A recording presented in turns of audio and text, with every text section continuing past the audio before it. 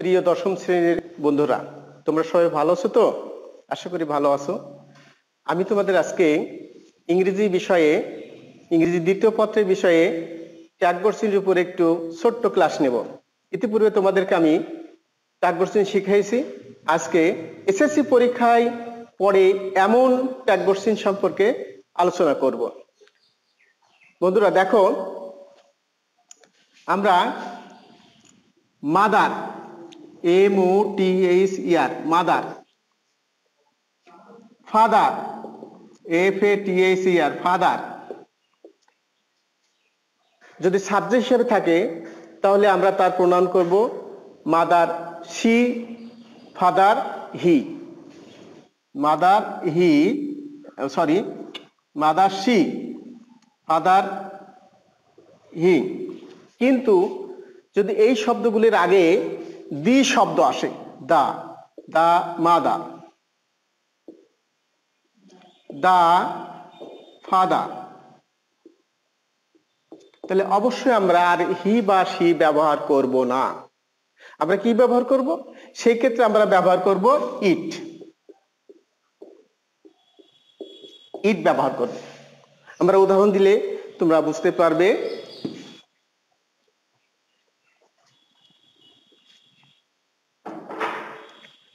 Mother gave me 10 টাকা yesterday।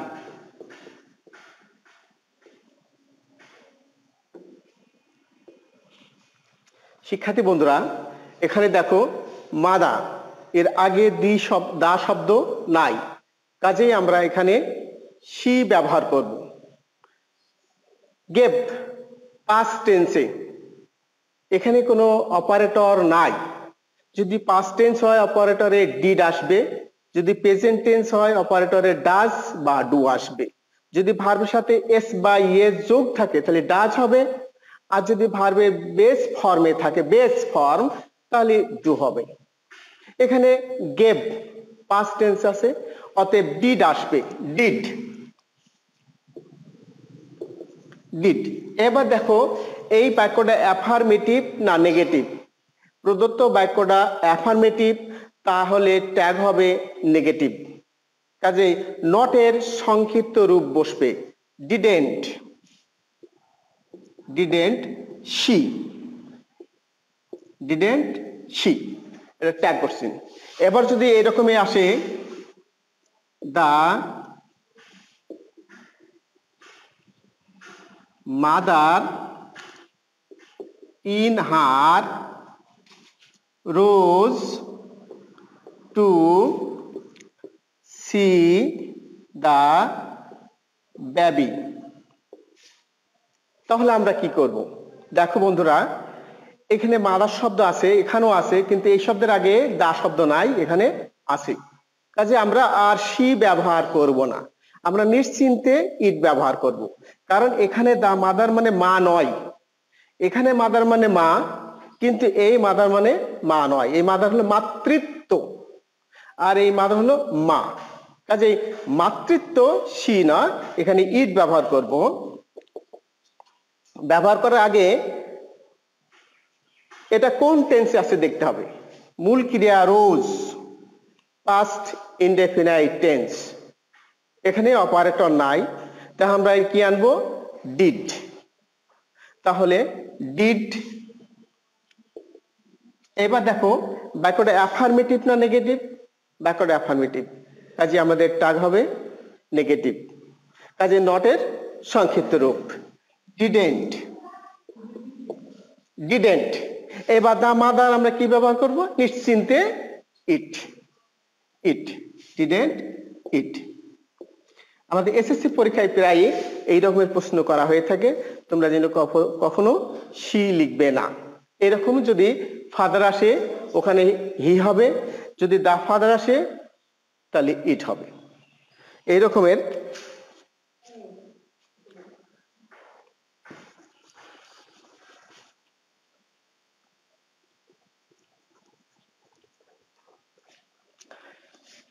আবার দেখো শিক্ষার্থী বন্ধুরা, ব্রেভ, BRAVE, ব্রেভ, সাহসী, যদি এমন আসে দা ব্রেভ,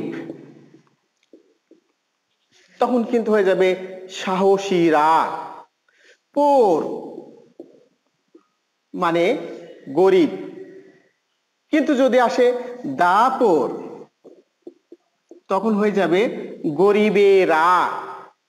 কাজেই the brave deserve the fair, deserve the fair, the brave deserve the fair. এখানে ভার্ব ডিজার্ভ, এখানে কোনো অপারেটর নাই, যার কারণে আমাদের নিয়ে আসতে হবে ডু, ডিড, ডাজ। আমরা এখানে কি নিয়ে আসবো? ডিজার্ভ ভার্বের বেস ফর্ম, কাজে এখানে আসবে ডু। বাক্যটা অ্যাফার্মেটিভ না নেগেটিভ? অ্যাফার্মেটিভ, কাজে ট্যাগ হবে নেগেটিভ। এর জন্য আমরা লিখব ডু এবং নটের সংক্ষিপ্ত রূপ ডোন্ট। এবং ব্রেভ মানে সাহসী, কিন্তু ব্রেভ মানে সাহসীরা, অনেক। এক্ষেত্রে আমরা তার প্রোনাউন লিখব দে। তাহলে ডোন্ট দে, ডোন্ট দে। অনুরূপ ভাবে দা পোর আর born to suffer, the poor are born to suffer। এই বাক্যে অপারেটর অলরেডি আছে, সেটা কি? আর। আর বাক্যটা অ্যাফার্মেটিভ না নেগেটিভ? বাক্যটা অ্যাফার্মেটিভ, কাজেই ট্যাগ হবে নেগেটিভ। কাজে আমরা কি লিখবো? Aren't, aren't. এবং দাপর আমরা লিখব দে, আরেন্ট দে। শিক্ষার্থী বন্ধুরা, তোমরা অবশ্যই বুঝতে পারছো কিছু অ্যাডজেক্টিভ আছে, যে অ্যাডজেক্টিভের আগে দা বসালে সেটা আর অ্যাডজেক্টিভ থাকে না, সেটা হয়ে যায় প্লুরাল কমন নাউন, সেটা হয়ে যায় প্লুরাল কমন নাউন। আর তার প্রোনাউন আমরা বসাবো দে। ধন্যবাদ।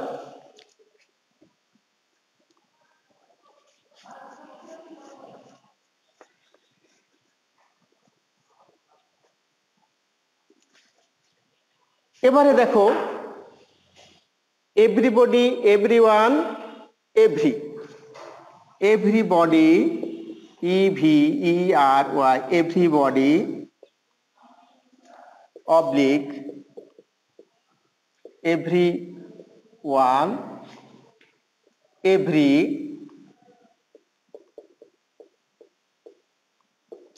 সমান দে।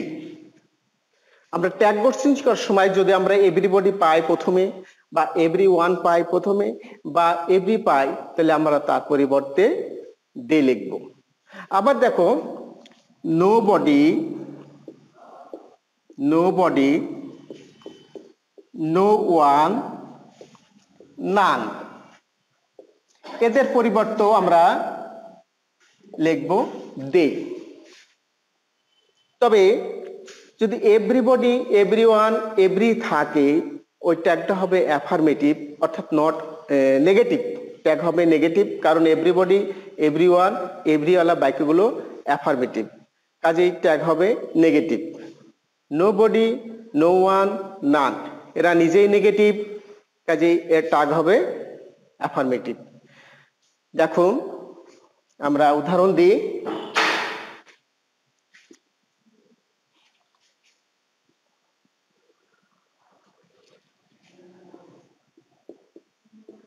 Everybody wishes, WISHES, wishes to be happy. Everybody wishes to be happy। এই বাক্যে ভার্ব উইশ কোন ফর্মে আছে? প্রেজেন্ট ফর্মে আছে। ইএস বা ইএস থাকলে আমরা প্রেজেন্ট ফর্ম বলবো। এই ক্ষেত্রে আমরা এভরিবডি, এভরিওয়ান, এভরি থাকলে ডাজ আনবো না, কখনোই ডাজ আনবো না, আমরা সবসময় ডু আনবো। আর ডাজ আনবো না ভার্বের সাথে এস বা ইএস থাকলেও আমরা কখনো ডাজ ব্যবহার করব না। যদি এভরিবডি বা এভরিওয়ান বা এভরি দিয়ে বাক্য শুরু হয় তাহলে আমরা কখনোই ডাজ ব্যবহার করব না। কি ব্যবহার করব? ডু ব্যবহার করব। তাহলে এখানে আসবে ডু। এই বাক্যটা অ্যাফার্মেটিভ যেহেতু আমরা তার ট্যাগ করব ডোন্ট। ডোন্ট। এবার আসো এভরিবডি সমান কি আছে? দে। কাজে আমরা লিখব দে।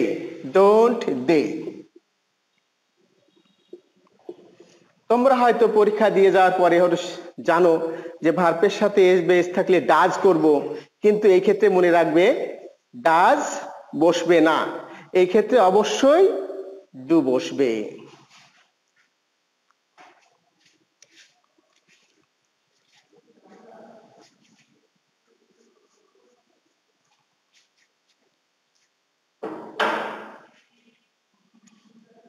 Nobody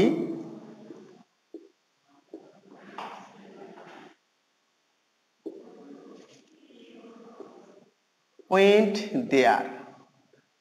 Nobody went there. শিক্ষার্থী বন্ধুরা দেখো এখানে অপারেটর নাই। অপারেটর নাই, কি আছে? মূল ক্রিয়া প্রেজেন্ট পাস্ট ফর্ম। মূল ক্রিয়া কোন ফর্মে আছে? Past form went. ওয়েন্ট যদি থাকে আমরা অপারেটর হিসাবে নিয়ে আসবো ডিড। তাহলে ওয়েন্ট যেহেতু আছে আমরা নিয়ে আসবো did. DID did.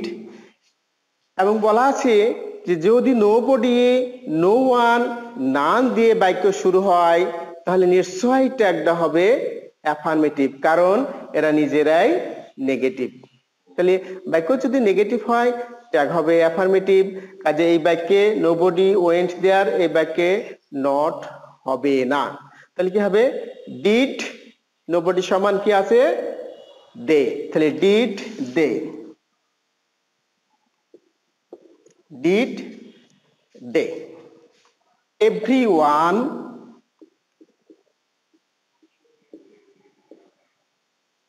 is singing and dancing.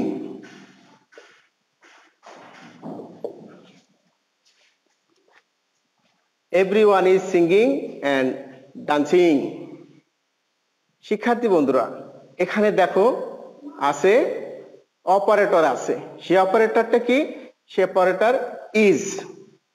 কিন্তু একটা জিনিস মনে রাখবে, everyone, everybody, every, everyone, everybody, এভরিওয়ালা বাক্যে যদি ইজ থাকে তার পরিবর্তে ওয়ার আর হবে। ইজ থাকলে আর হবে, আর ওয়াজ থাকলে ওয়ার হবে ক্লিয়ার ভাবে।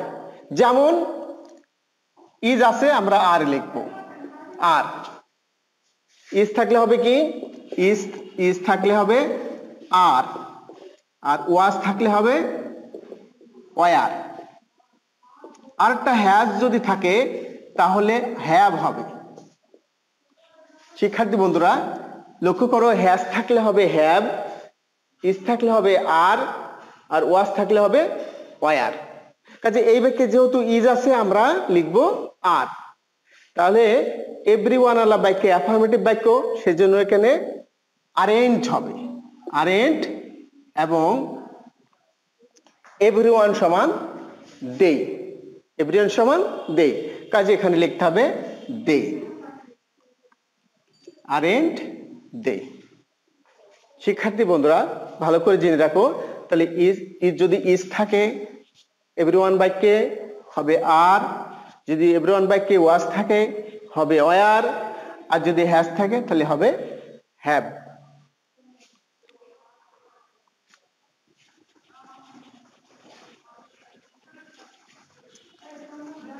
আরেকটি দেখো,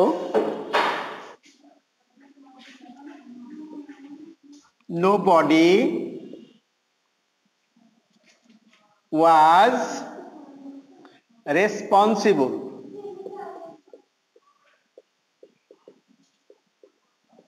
for it.